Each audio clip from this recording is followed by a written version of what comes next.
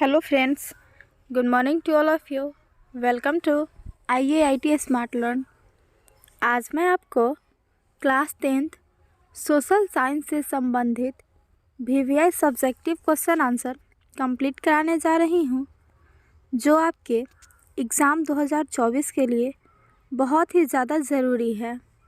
अगर आप इस वीडियो को पूरा देख लेते हैं तो एग्ज़ाम में बहुत ही अच्छा मार्क्स ला सकते हैं। और आपने अभी तक हमारे चैनल को सब्सक्राइब नहीं किया है तो चैनल को सब्सक्राइब कर ले और अपने दोस्तों के पास भी शेयर करें, जिससे एग्ज़ाम में उन्हें भी मदद मिलेगी। इससे पहले के वीडियो में भी मैंने आपको VVI subjective question answer complete करा दी हूँ, और इसी तरह से मैं आपको VVI subjective question answer complete करा दूंगी पूरा। तो वीडियो स्टार्ट करते हैं। पहला सवाल है, गुटेनबर्ग कौन था? उत्तर है, गुटेनबर्ग का जन्म जर्मनी के मेंज नगर में रहने वाले कृषक जमींदार व्यापारी के यहाँ हुआ था। गुटेनबर्ग ने हैंड प्रेस नामक मुद्रण यंत्र बनाया, जिससे सुंदर, सस्ता और तेज़ी से छपाई होता था। छापाखाना के आविष्कार का श्रेय गुटेनबर्ग को जाता है। अगला सवाल है, छापाखाना से क्या लाभ हुआ, या छापाखाना यूरोप में कैसे पहुंचा, या छापाखाना यूरोप में कैसे प्रारंभ हुआ? ये तीनों सवाल के जवाब है। छपाई का काम लकड़ी के ब्लॉक से होता था। मुद्रण कला सिल्क रूट से यूरोप तक पहुंचा। यूरोप में छापाखाना को पहुंचाने वाला रोमन मिशनरी और मार्को पोलो था। उन्होंने इस कला का उपयोग ताश और धार्मिक चित्र को छापने के लिए किया, लेकिन रोमन लिपि में अक्षरों की संख्या कम थी, इसलिए लकड़ी और धातु के बने घुमावदार टाइपों का विकास तेज़ी से हुआ। छापाखाना का उपयोग करके पुस्तक छपने लगी, जिसके बाद पूरे विश्व में ज्ञान का प्रसार तेजी से हुआ। अगला सवाल है, पांडुलिपि क्या है? इसके क्या उपयोगिता है? उत्तर है, हस्तलिखित पुस्तक को पांडुलिपि कहते हैं। छापाखाना के विकास से पहले हस्तलिखित पांडुलिपियों द्वारा ही पुस्तक को छापा जाता था। पांडुलिपि काफ़ी नाजुक, पुरानी और महंगी तथा दुर्लभ होती थी। पांडुलिपि हमारे पूर्वजों के दुर्लभ ज्ञान का भंडार है। इसका अध्ययन करके हम आसानी से ज्ञान प्राप्त कर सकते हैं। अगला सवाल है, गुटेनबर्ग ने मुद्रण का विकास कैसे किया? उत्तर है, गुटेनबर्ग ने सभी अक्षरों को एकत्रित किया और टाइप के लिए पंच, मैट्रिक्स, मॉडल आदि बनाया। मुद्रा बनाने के लिए उसने सीसा, टीन और विस्मिथ का उचित अनुपात में मिश्रण करके मिश्र धातु बनाया।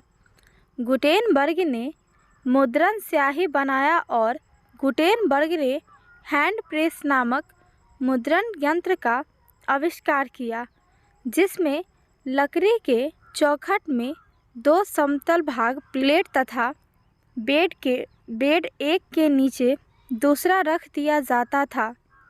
कंपोज किया हुआ टाइप मैटर बेड पर रखकर उस पर स्याही लगा दी जाती थी। तब कागज़ रखकर प्लेट को दबाकर मुद्रण किया जाता था इस तरह गुटेनबर्ग ने एक सस्ता और शीघ्र काम करने वाली मुद्रण यंत्र का विकास किया।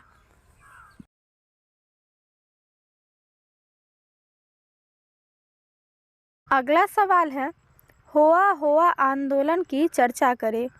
उत्तर है, जिनेवा समझौता के बाद दक्षिणी वियतनाम में गृह कलह की स्थिति बन गई।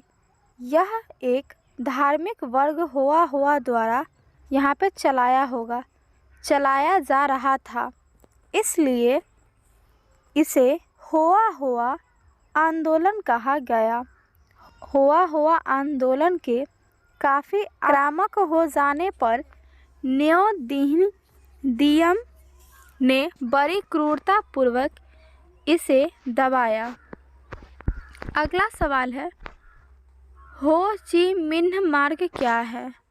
उत्तर है, हो ची मिन्ह मार्ग हनोई से लाओस कंबोडिया के सीमा क्षेत्र से होता हुआ दक्षिणी वियतनाम तक जाता था।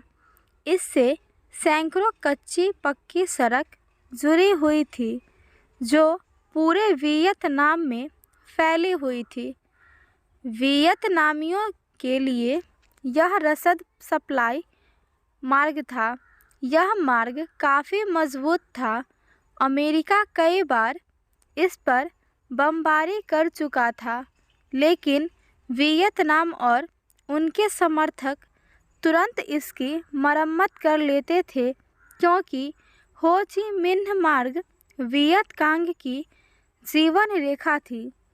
अमेरिका इस पर नियंत्रण करने के लिए बार बार लाओस और कंबोडिया पर आक्रमण कर चुका था, किंतु तीन तरफा संघर्ष होने के कारण उसे हार मिलती थी। अगला सवाल है, औद्योगिक आयोग की नियुक्ति कब हुई? इसके क्या उद्देश्य थे? उत्तर है, औद्योगिक आयोग की नियुक्ति 1916 ईस्वी में हुई। इसका मुख्य उद्देश्य था उद्योग और व्यापार के लिए उन क्षेत्रों का पता लगाना जिसे भारत सरकार द्वारा सहायता दिया जा सके। अगला सवाल है, औद्योगिक क्रांति के नकारात्मक प्रभावों को बताएं। उत्तर है, औद्योगिक क्रांति के नकारात्मक प्रभाव निम्नलिखित है। पहला, औद्योगिकीकरण के कारण कारखाने में काम करने वाले श्रमिक वर्ग का उदय हुआ। दूसरा, काम करने के लिए मजदूर गांव छोड़कर शहर में आकर रहने लगे। तीसरा, मजदूरों का शोषण होने से गरीबी और भूखमरी बढ़ने लगा। चौथा, औद्योगिकीकरण ने बाल श्रम प्रथा को बढ़ावा दिया। पांचवा, मालिकों को कम मजदूरी पर काम करने के लिए मजदूर मिलने लगे। छठा, बच्चों के अभिभावक अधिक आमदनी के लिए बच्चों को कारखाने में काम करने के लिए भेजने लगे। इस तरीके से मैंने आपको सोशल साइंस का VVI subjective question answer complete करा दी हूँ। और आपने अभी तक हमारे चैनल को सब्सक्राइब नहीं किया है तो चैनल को सब्सक्राइब कर ले, वीडियो को लाइक करें और शेयर ज़रूर करें और हमें कमेंट करके यह बताएं कि इसमें से कितने सवाल के जवाब आपको पता था। तो मिलते हैं अब अगले वीडियो में जल्द ही।